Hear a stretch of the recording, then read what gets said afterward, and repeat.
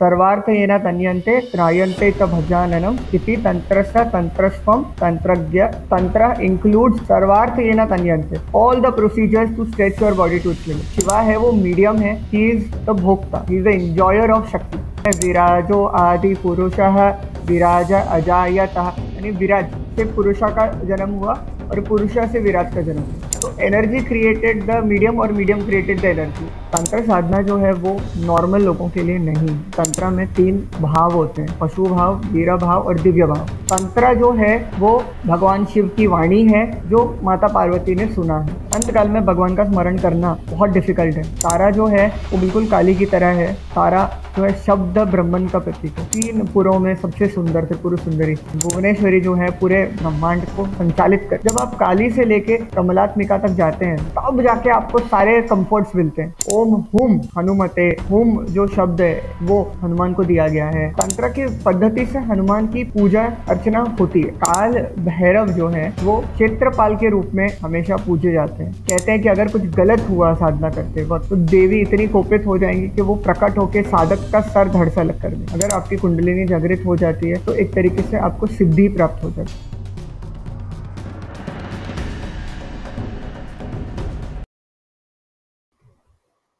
Okay तो अब okay तो when I was doing my research then I come to know about Shri Vidya, और मैंने कुछ पॉडकास्ट भी यूट्यूब पे सर्च किए थे तो वहां पे भी इसका जिक्र हुआ था। तो मैं आपसे जानना चाहता हूँ कि श्री विद्या क्या है और इसके पीछे इसके रिगार्डिंग जितनी भी चीजें हैं मैं चाहता हूँ आप हमारे साथ शेयर करो। श्री विद्या, श्री जो देवी है वो ऋग्वेदिक गॉडेस है और जो श्री विद्या है वो षोडशी त्रिपुर सुंदरी ललिता देवी, इनकी साधना, इनकी उपासना करना है। जो हम श्री यंत्र देखते हैं, श्री यंत्र जो है वो श्री विद्या का मूल यंत्र है, यानी त्रिपुर सुंदरी ललिता देवी का यंत्र है। श्री विद्या की साधना आप कर सकते हैं, फैमिली के लिए बहुत अच्छा है, फैमिली कंफर्ट्स के लिए बहुत अच्छा है। आप ललिता सहस्त्र नाम का पाठ कर सकते हैं। आप श्री यंत्र की स्थापना कर सकते हैं। श्री यंत्र कई तरह के आते हैं, पारद यंत्र आता है, स्फटिक में आता है, इवन मेटल का आप श्री यंत्र स्थापित कर सकते हैं। दिवाली के दौरान कई लोगों को मैंने देखा है कि वो यंत्र स्थापना करते हैं, श्री यंत्र का पूजन करते हैं फॉर वेल्थ प्रॉस्पेरिटी। तो श्री विद्या जो है वो पूरा साधना प्रोसीजर है ललिता देवी का, श्री देवी का, षोडशी का। ओके तो there is a term which is एक टाइप है बेसिक तंत्र की विच इज विज्ञान भैरव तंत्र। मैं चाहता हूँ कि आप हमें उसके बारे में डिटेल में थोड़ा सा बताइए। विज्ञान भैरव तंत्र जो है वो एक यौगिक टेक्स्ट है जिसमें 122 मेडिटेशन के टेक्निक्स भगवान शिव ने बताए माता पार्वती को। उसका सारांश क्या है? उसका सारांश ये है कि अगर आप भैरव विज्ञान तंत्र को देखेंगे तो आपको ये पता चलेगा कि आपको यौगिक सिद्धि कैसे प्राप्त करें। यानी आपको अगर खाना पसंद है तो आप ध्यान में बैठकर खाइए, जितना खाना है आप खाइए। इतना तक मेंशन किया है कि अगर आपको अल्कोहल पसंद है या आपको जो चीजें पसंद है, जो भी चीजें पसंद है, उसको आप ध्यान में बैठकर एक्सट्रीम लेवल पे करें। इतना एक्सट्रीम लेवल पे करें कि एक समय आएगा, कहते हैं एक सैचुरेशन पॉइंट आएगा, उसके बाद आपका डायरेक्टली आपको यौगिक सिद्धि प्राप्त हो जाएगी। एक एग्जांपल मैं देना चाहूँगा कि हम कोई भी मिठाई, चीनी हो या मिठाई हो, गुलाब जामुन, कोई भी हम बहुत सारा खाएंगे,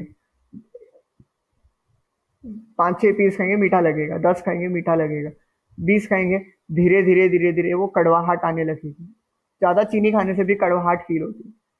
तो वही है कि हम अगर कोई चीज़ को एंजॉय कर रहे हैं तो वो एंजॉयमेंट हमारे लिए अभी टेम्परेरी एंजॉयमेंट है, लेकिन जब वो एंजॉयमेंट अति हो जाती है तब आपका मन उस एंजॉयमेंट से बाहर आ जाता है और आपका डायरेक्टली फिर यौगिक सिद्धि की तरफ जाता है। तो भैरव ज्ञान तंत्र में कई सारे टेक्निक्स दिए हुए हैं जिससे आप साधना करें, आप ध्यान करें, मेडिटेशन करें और आपको यौगिक सिद्धि की प्राप्ति हो। ज्ञान भैरव तंत्र में ये मेंशन किया गया है कि आपको जो पसंद है, जो भी चीज़ पसंद है, आप उसका ध्यान करें और उसको एक्सट्रीम लेवल तक एंजॉय करें। अपने आप आपका एंजॉयमेंट खत्म हो जाएगा और आपको योगिक सिद्धि प्राप्त हो जाएगी। एंजॉयमेंट, खाना, आपको अल्कोहल, कुछ भी, एनीथिंग, जो जो चीज़ें आपको पसंद है, आप उसको ध्यान में एक्सट्रीम लेवल पे एक्सपीरियंस करें। अपने आप एक सैचुरेशन पॉइंट तक आप आ जाएंगे और आपको वो सैचुरेशन से योगिक सिद्धि की प्राप्ति हो जाएगी। बिकॉज जितना आपको एंजॉय करना था आपने कर लिया। हम पार्टी करते हैं, एक दिन करेंगे, 2 दिन करेंगे, 3 दिन करेंगे, चौथे पांचवें दिन मन करेगा कि घर से बाहर ही नहीं जाना। तो वो सैचुरेशन पॉइंट तक लाने का टेक्निक है भैरव विज्ञान कि आपको जो चीजें आपको सबसे ज्यादा इंटरेस्ट करती हैं वो सैचुरेशन पॉइंट तक आप लेकर जाएं अपने मन को, अपने आप को, ध्यान में, फिजिकली नहीं, ध्यान में, और आपका मन अपने आप योगिक सिद्धि की तरफ जाएगा। ओके, तो अब थोड़ी आई थिंक जितने भी बिगनर्स हैं जो who want to start their journey in tantra sadhana, मैं चाहता हूँ कि आप हमें एक रोड मैप बताएं कि हम अपनी तंत्र की जर्नी जो है, अपनी तंत्र साधना की जो जर्नी है, उसको कैसे स्टार्ट कर सकते हैं, हमारा पहला स्टेप क्या होना चाहिए और हम धीरे धीरे उसको कैसे बढ़ा सकते हैं। तंत्र साधना के लिए हमारा सबसे पहला स्टेप है पढ़ना। कि आप कोई भी चीज करने जा रहे हैं, तो सबसे पहला है कि आप उसके बारे में जानें, उसके बारे में पढ़ें। आप जब नई चीज करने जा रहे हैं तो उसके बारे में आप एक्सपीरियंस करें, क्या है, क्या चीज आप करने जा रहे हैं। जब तक आप पूरी जानकारी नहीं लेंगे तब तक आपको साधना शुरू नहीं करनी चाहिए।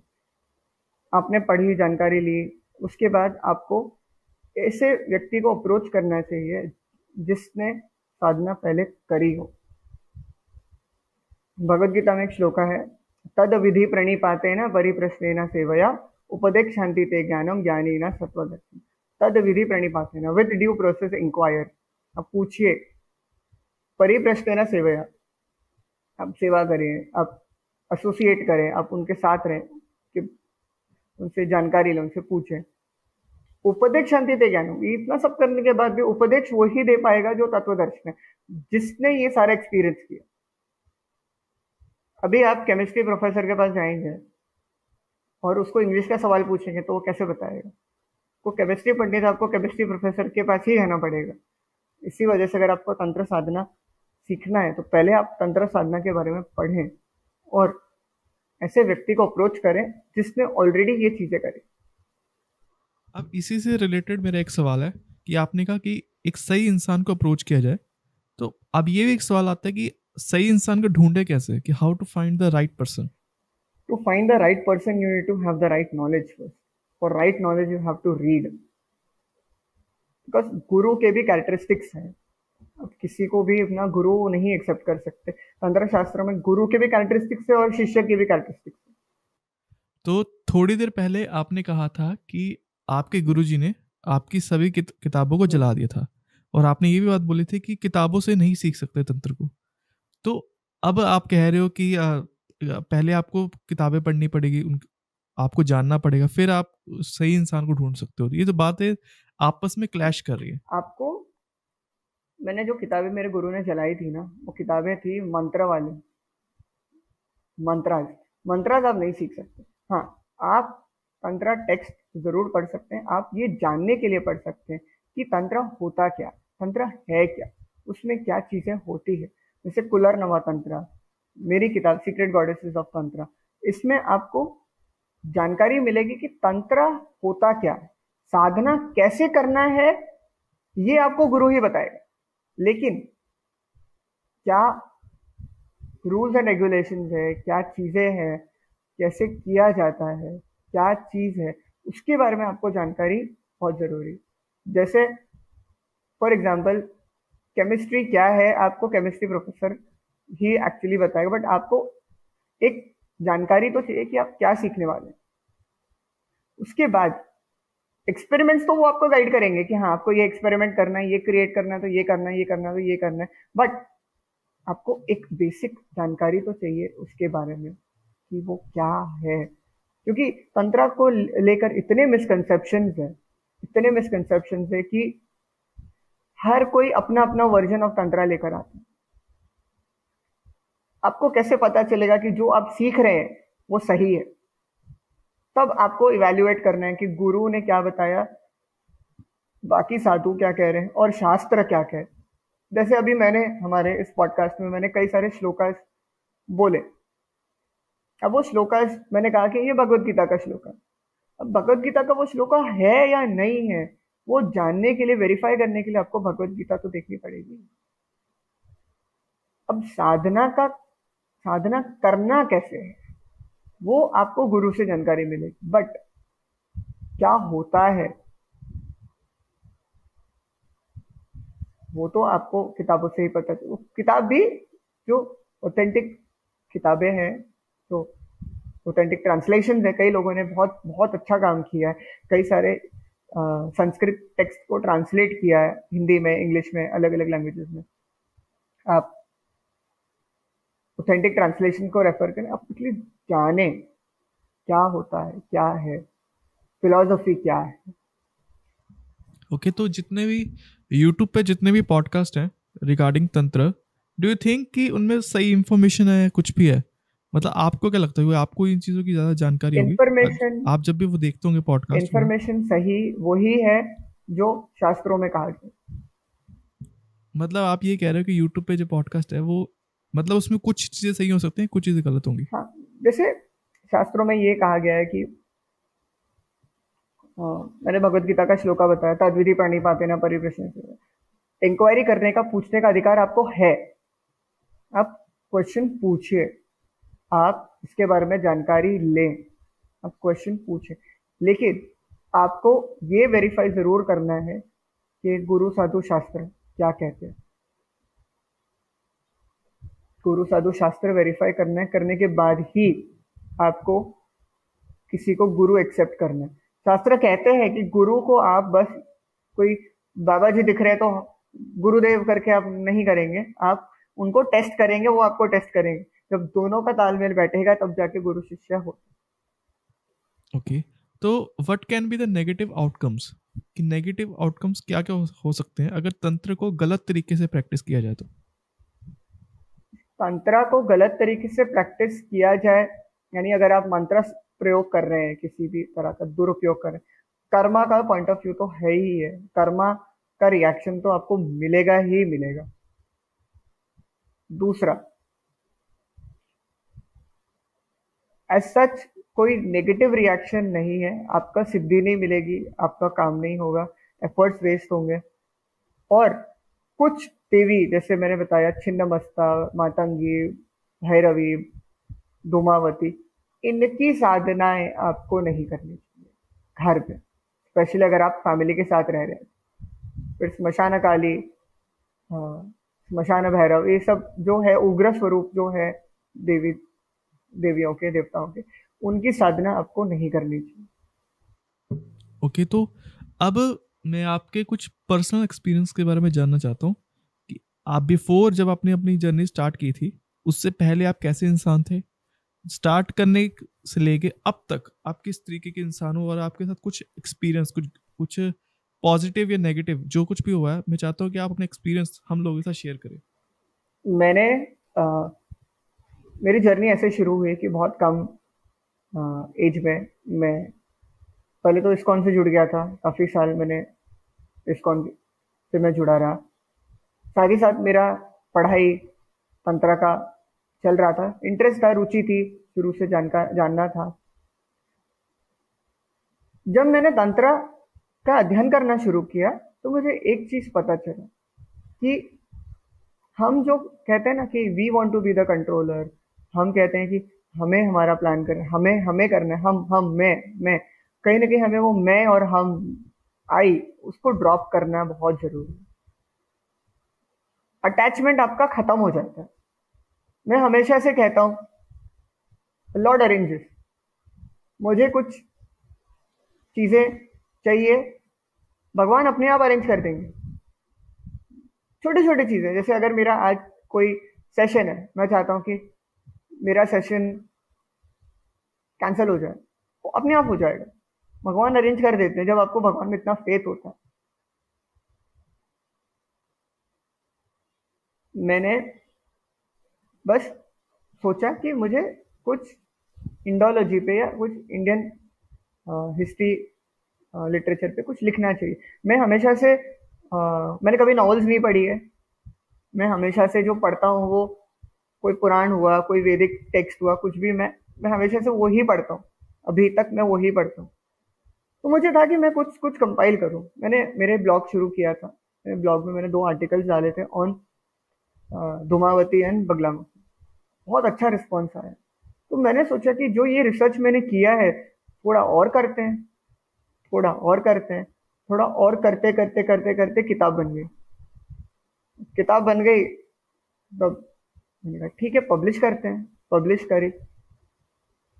मेरा कोई एक्सपेक्टेशन नहीं था, मेरा कोई प्री प्लान्ड नहीं था क्या करना है, कैसे करना है, क्या है। मैं था कि ठीक है अच्छा कंटेंट बना है, अच्छा फीडबैक आ रहा है, अच्छा रिस्पॉन्स आ रहा है, इसको लोगों तक पहुंचाना है। मैं का अच्छा पब्लिशर चाहिए। लॉर्ड अरेंज स्टोरी मिरर बहुत अच्छा पब्लिकेशन हाउस है। ऐसा पब्लिकेशन हाउस है जो एक्चुअली अच्छे कंटेंट वाले किताबों में इंटरेस्ट लेते हैं। मैंने पेंगुइन से बात करी थी, मैंने कई और पब्लिकेशन से बात करी थी, बट फिर मैंने कहा कि नहीं इनके साथ करना बेटर है, क्योंकि छोटा पब्लिकेशन बड़ा पब्लिकेशन की बात नहीं है। बात है कि उस चीज में इंटरेस्ट कौन लेता है, उस चीज को मार्केट करना, उस चीज को प्रमोट करना, इंटरेस्ट कौन लेता। मैंने किताब तो लिख दी, लिखकर अगर लोगों तक पहुंचेगी ही नहीं तो किताब लिखने का पर्पस सॉल्व नहीं होता। मेरा जो थॉट है कि तंत्रा से रिलेटेड मिसकंसेप्शन, अभी मैंने कुछ पॉडकास्ट पहले भी किए, कुछ इंटरव्यूज किए। क्वेश्चन हमेशा यही आता है कि ब्लैक मैजिक तंत्रा दोनों का कनेक्शन क्या है, क्या तंत्रा ब्लैक मैजिक है, हमेशा से यही आता है। तो ये जो मिसकंसेप्शन है ये क्लियर करना बहुत इंपॉर्टेंट। ये क्लियर तभी होगा जब आप सही कंटेंट आप लोगों तक प्रेजेंट करेंगे। बहुत सारा रिसर्च किया, बहुत सारी चीजें, बहुत बहुत सारे टेक्स्ट को इवन मैंने ट्रांसलेट किया। जब मुझे श्लोकाज इंक्लूड करने थे, जब मुझे कंटेंट इंक्लूड करना था, तो मैंने बहुत सारा टेक्स्ट को ट्रांसलेट भी किया। ये सब करके एक ही चीज पता चली कि हमें हमें कभी as a controller center of attraction नहीं होना चाहिए। हमें कहना चाहिए कि ठीक है भगवान आप मेरी लाइफ प्लान करो। भगवान बहुत सुंदर तरीके से आपकी लाइफ प्लान करते हैं। ओके, तो क्वेश्चन जो मैं पूछने वाला हूँ, इट मे साउंड वियर्ड, तो what happens after we die, हमारे मरने के बाद क्या होता है कि हमारी, क्योंकि मैंने कहीं पढ़ा था कोई ब्लॉग में कि हमारा एक एस्ट्रल प्लेन भी होता है, आई थिंक, जिसे हम जो देख रहे हैं वो उसका अपना एक प्लेन है, और मरने के बाद हम एक अलग दुनिया में चले जाते हैं। उसका कुछ अलग टर्म थी, काफी कॉम्प्लिकेटेड थी, मुझे याद नहीं आ रही, बट तो वो क्या, मतलब डिफरेंस क्या होता है, मतलब आपको जितनी समझ है, मैं चाहता हूँ कि आप अपनी समझ के अकॉर्डिंग इसका जवाब दीजिए। का 2 तरीके से जवाब दिया जा सकता है। पहला तो एक्चुअली क्या होता है जो गरुड़ पुराण में और बाकी टेक्स्ट में दिया है कि जब हमारी मृत्यु होती है, कहते हैं यमदूत अपने यमपाश लेकर आते हैं और सोल को इस पृथ्वी से लेकर जाते हैं एक ऐसी जगह पर जहां पर एक नदी बहती है जिसका नाम है वैतरणी। वैतरणी नदी बहुत उसका गरुड़ पुराण में वर्णन है कि बहुत एसिड म्यूकस से बनी हुई नदी है, बहुत पेनफुल नदी है, बहुत डिफिकल्ट होता है जर्नी। वहां पर एक नाव चालक होता है। अभी आपने देखा होगा कि जब भी किसी का जब भी किसी की डेड बॉडी को रेडी किया जाता है, उनके सर पर कोई सिक्का लगाता है, कोई मुंह पर रखता है, कोई गले पे, शरीर में एक एक सिक्का हम हमेशा उनके साथ देते हैं। एक सिक्का हम हमेशा उनके साथ देते हैं। ये मान्यता है कि जब वो सोल वैतरणी नदी के पास पहुंचता है तो वो बोट चालक को देने के लिए ये हम उसको कॉइन दे रहे हैं। ये सेम मान्यता आपको ग्रीक माइथोलॉजी में भी मिल जाएगी। आपको अलग अलग माइथोलॉजी में ये देखने मिलेगा। ग्रीक माइथोलॉजी में स्टिक्स नदी है, STYX, स्टिक्स। सोल जाता है हाँ, यमद्वार। फिर उसके जो भी है उसको, जितना उसने पाप किया है उसका उसको सजा मिलती है, जितना उसने अच्छा काम किया उसका उसको एंजॉयमेंट भी मिलता है। मतलब ऐसा नहीं कि सिर्फ सजा सजा सजा ही मिलेगी, नहीं। आपके कर्मों के अकॉर्डिंग आपको उतना आपको पनिशमेंट भी मिलता है, उसके साथ साथ उतना आपको एंजॉयमेंट भी मिलता है। बिकॉज आपको रिवॉर्ड भी मिलना चाहिए ना, रिवॉर्ड एंड पनिशमेंट। सिर्फ पनिशमेंट नहीं होता, रिवॉर्ड भी होता है, पनिशमेंट भी होता है। उसके बाद सोल जो है वो अलग अलग योनि के रूप से ट्रैवल करके वापस इस पृथ्वी पर आता है। अब दूसरा तरीका है कि अगर आपको इस पृथ्वी पे आना ही नहीं, हम कहते हैं ना जन्म मृत्यु जरा व्याधि के साइकिल से फ्री होना है, तो भगवत गीता में बहुत ही सिंपल शब्दों में कहा गया है, अंत काले च मामेव स्मरणम सर्व मुक्ता कलेवरम। अंतकाल में मेरा स्मरण करो, सारे कष्टों सारे पापों से मुक्ति मिलेगी। श्रीमद् भागवतम में एक बहुत ही सुंदर स्टोरी आती है अजामिल की। अजामिल एक ब्राह्मण था, बहुत ही विद्वान था, लेकिन एक बार जंगल जाते जाते उसने देखा कि कोई व्यक्ति कोई प्रोस्टिट्यूट के साथ में है। तो उसने क्या किया, वो जो लकड़ी लेकर जा रहा था वो लकड़ी लेकर वो व्यक्ति को मार दिया, और वो प्रोस्टिट्यूट जो थी उससे शादी कर ली। और अजामिल ने बहुत पाप किए, बहुत कामी था, बहुत पाप किए, इतने पाप किए जिसका कोई हिसाब नहीं है। 70 80 90 साल के 80 साल के होने लगे दोनों पति पत्नी। 80 साल की एज में एक बच्चे को जन्म दिया। एक बार ऐसा हुआ कि जो अजामिल है वो गांव में नहीं था, तो गांव में कुछ साधु आए।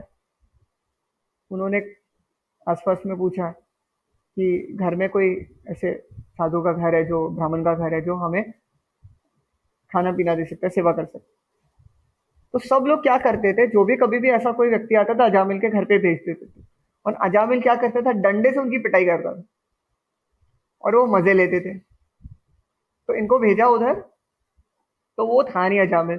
तो पत्नी आई बच्चे को लेकर, उन्होंने पूछा कि बच्चा किसका है, कि हमारा बेटा, मेरा बेटा है, मेरा अजामिल का। ठीक है।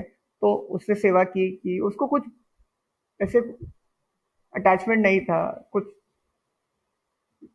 नोशन नहीं था। हाँ ठीक, कोई आया है, खिला दिया, कर दिया।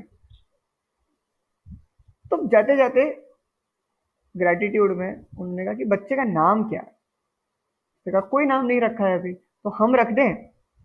हाँ रख दो, क्या ही पड़ी है, उसको रख दो। तो बच्चे का नाम उन्होंने रखा नारायण। अब अजामिल अपने अंत काल में आ गया। अंत काल में उसको यमदूत दिखने लगे। कभी भी नोटिस करना, कभी भी किसी की भी मृत्यु करीब में रहती है ना, उनको पता चल जाता है कि हाँ 2 दिन 4 दिन में उन्हें अजामिल को यमदूत दिखने लगे। अजामिल यहाँ से चिल्लाने लगा, नारायण हट जाओ, दूर हो जाओ। पूरा डिस्क्राइब करने लगा कि वो ऐसे ऐसे डरावने दिखते हैं, अब डर जाओगे, नारायण नारायण करते करते करते करते उसकी मृत्यु होगी। अब वहां पर यमदूत है, यहाँ पर विष्णुदूत है। अब विष्णुदूत ने कहा इसको तो हम ले जाएंगे, ये इसने हमारे प्रभु का नाम लिया है। यमदूत और विष्णुदूत के बीच में लड़ाई हो गई कि ये तो सबसे बड़ा पापी है, ये कैसे जा सकता है वैकुंठ, इसको कैसे मुक्ति मिल सकती है। यमदूत फिर विष्णुदूतों ने कहा कि जिस भी व्यक्ति ने अंतकाल में प्रभु का नाम लिया उसको मुक्ति डेफिनेटली मिलेगी। अंतकाल पे आप भगवान का नाम लें, इसके लिए आपको अभी से प्रैक्टिस करना बहुत जरूरी है। भगवान इतना प्रेम करते हैं हमसे कि अगर आपको अंतकाल में मिठाई खाने का मन करा, कुछ नहीं, भगवान आपको अगले जन्म में चींटी बना देंगे, खाओ जितना खाना है। आपको अंतकाल में जो करने का मन करेगा, मांस खाने का मन करेगा, भगवान आपको कौवा योनि दे देंगे अगले जन्म में, खाओ जितना खाना है। तो preparing for death is very very important. आपने पूरी पूरी लाइफ भक्ति करी है, लेकिन जब एग्जामिनेशन का टाइम आया तब आप फेल हो गए, तो पूरी भक्ति वेस्ट हो जाएगी। खैर, साधना भक्ति कभी वेस्ट नहीं होती अगर आपने साधना करिए, भक्ति करिए, तो नेक्स्ट लाइफ जो होगा आप वहीं से शुरू करेंगे। जैसे आपने 40% तक साधना करी है तो नेक्स्ट लाइफ आपका 40 से ही शुरू होगा। ऐसा नहीं कि वापस जीरो हो जाएगा, आपको ऐसा घर, ऐसा फैमिली मिलेगा, ऐसा एनवायरमेंट मिलेगा, ऐसा सिचुएशन मिलेगा कि आपकी साधना वापस शुरू हो जाएगी। ओके, तो इसी से रिलेटेड एक कंसेप्ट होता है पुनर्जन्म का। तो क्या इज देयर एनी कनेक्शन, क्या तांत्रिक टेक्स्ट में इस चीज का जिक्र है? बिल्कुल है। रीइंकारनेशन का कुलारनवा तंत्र में है। यही है कि आप अपने लाइफ को किस तरह से प्रिपेयर करते हैं, उसके हिसाब से आपका रीइंकारनेशन होता है। आदि शंकराचार्य कहते हैं पुनरपि जननम पुनरपि मरणम पुनरपि जननी जठरे शयनम। You will come back again, पुनरपि जननम पुनरपि मरणम। बर्थ होगा, मृत्यु होगी, बर्थ होगा, मृत्यु होगी, बर्थ होगा, मृत्यु होगी, बर्थ होगा, मृत्यु होगी, और ये साइकिल आपका चलते रहेगा। रीइंकारनेशन के हमने कई साइंटिफिक एविडेंसेस भी देखे हैं कि कई लोगों को, कई ऐसे केसेस है जिनको याद है लोकेशन, फैमिली, सब कुछ डिटेल्स, कई लोगों को याद नहीं है। एक स्टोरी मैं बताना चाहूंगा to prove reincarnation exist. Ramana महर्षि के पास एक फॉरेनर आते हैं रीइंकारनेशन पे डिस्कस करने के लिए। तो रमणा महर्षि उनको एक टास्क देते हैं कि आप पीडियाट्रिक वार्ड में जाओ और एक दिन वहां पर बिताओ, और फिर शाम को मेरे पास आना, हम बात करेंगे। वो जाके बैठे रहे, बैठे रहे, बैठे रहे। पहले तो उनको समझ नहीं आया करना क्या है इधर। फॉरेनर जब वापस आए रमणा महर्षि से डिबेट करने के लिए, बात करने के लिए, तो रमणा महर्षि ने पूछा आपने क्या देखा? हर मिनट कई सारे बच्चों का जन्म हो रहा था, नर्स बच्चे ला रही थी, पालने में रख रही थी, बच्चे लेकर जा रही थी, पेरेंट्स को दे रही थी। अच्छा, और क्या देखा? कई बच्चे रो रहे थे, और क्या देखा? कई बच्चों के पास में बहुत सारे रिलेटिव्स थे, कई बच्चों के पास में सिर्फ पेरेंट्स थे, और कई के पास में तो कोई भी नहीं था। तब रमण महर्षि ने पूछा ये डिफरेंस क्यों? सबका जन्म एक ही जगह पे एक ही समय पे हुआ है, तब ये डिफरेंस क्यों? कर्मा, कर्मा, कर्मा कैसे? अभी तो जन्म किया बच्चे ने, अभी तो बोलना भी नहीं सीखा, अभी तो जस्ट जस्ट पैदा हुए हैं बच्चे। कर्मा कौन सा किया उन्होंने, कौन से पाप किए? तो कब किए? पास्ट लाइफ में किए, इसकी वजह से ये डिफरेंस। ये तो आप एक बात बताइए कि सब लोग एक ही तरह के फैमिली में क्यों जन्म नहीं लेते? कोई बहुत अमीर घर में जन्म लेता है, कोई बहुत ही गरीब घर में जन्म लेता है, कोई कोई क्रिमिनल मेंटालिटी का बन जाता है, कोई डिवोटी बन जाता है, कोई भक्त बन जाता है। किसी का बचपन बहुत खुशहाल होता है, किसी का बचपन बहुत डिफिकल्ट होता है। ये एसोसिएशन, ये संगत, ये चीजें कैसे आती है?